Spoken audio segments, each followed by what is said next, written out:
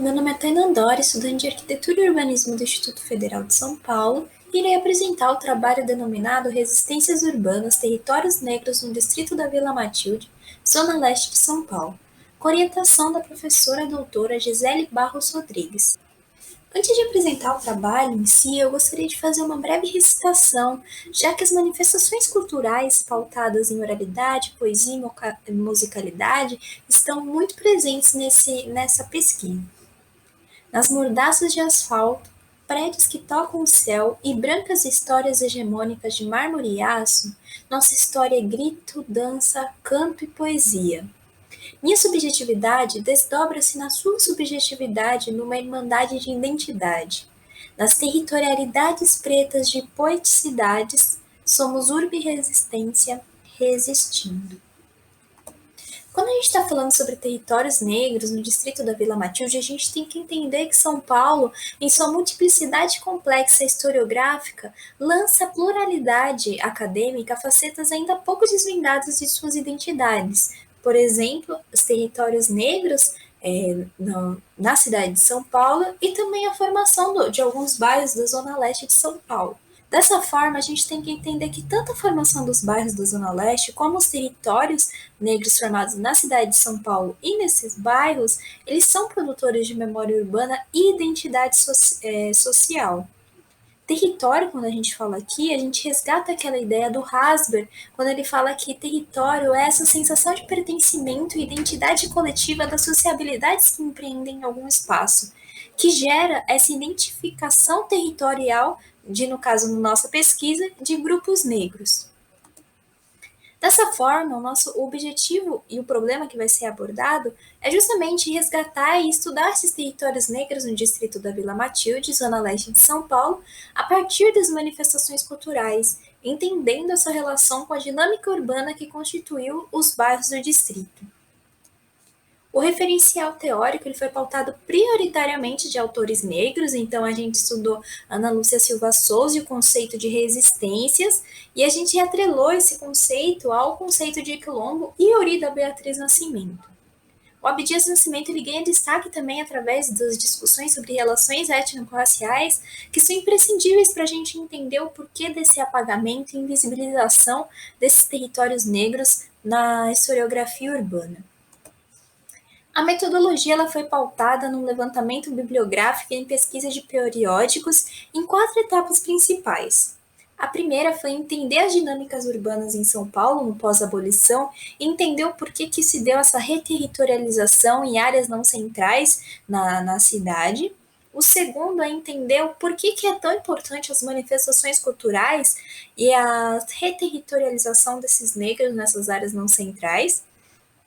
E já entendendo um pouco sobre o objeto de pesquisa, a gente estudou sobre a formação social e urbana do distrito da Vila Matilde e de seus bairros, consequentemente, e dessa forma a gente abordou historicamente as territorialidades negras presentes nesses bairros. Os resultados permitem correlacionar os territórios negros e as dinâmicas urbanas empreendidas no pós-abolição. Além disso, as manifestações culturais mostram-se determinantes na formação dessas territorialidades, como no caso do recorte espacial proposto, o samba e o slam. No primeiro momento, no pós-abolição, a urbanização decorrente da industrialização e da implantação das linhas férreas, devido às alterações socioeconômicas decorrentes da ascendente economia cafeeira, somando a migração dos negros que vêm das áreas rurais para a cidade de São Paulo, observa-se a ocupação de negros em bairros como a Liberdade, o Bexiga e o objeto de estudo, a Vila Matilde.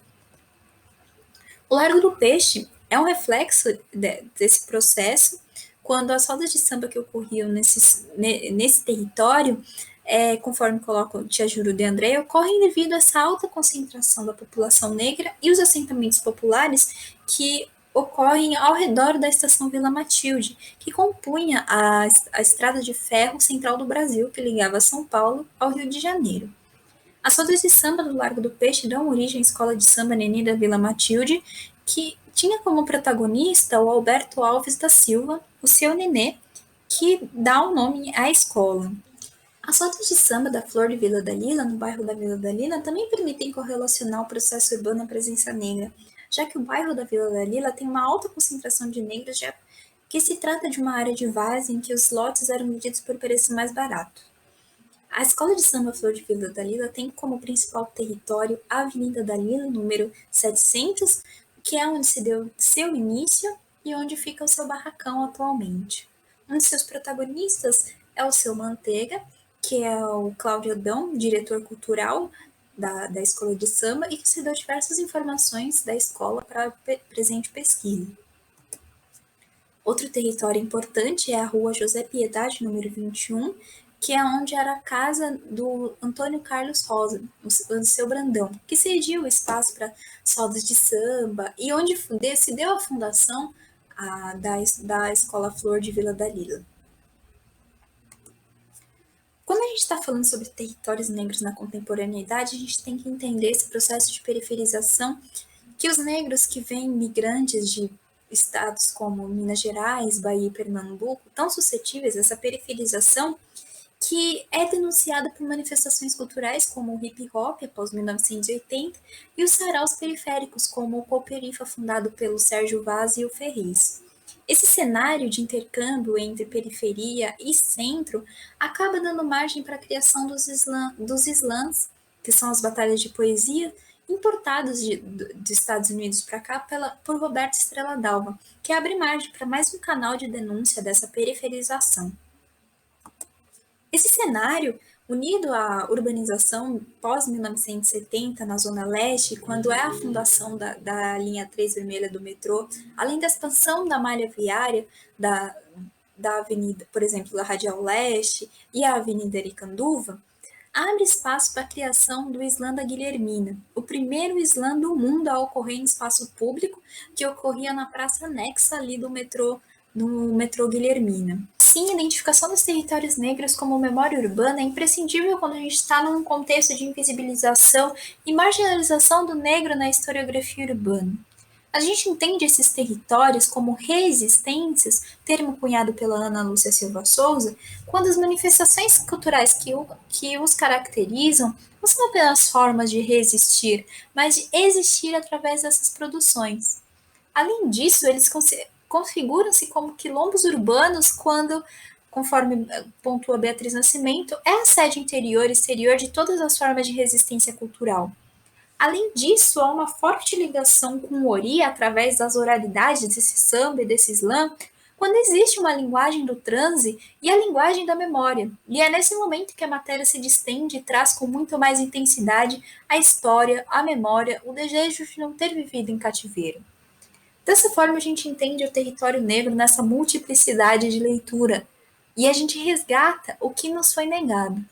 E eu agradeço muito, muito, muito e espero que tenha conhecimento de vocês.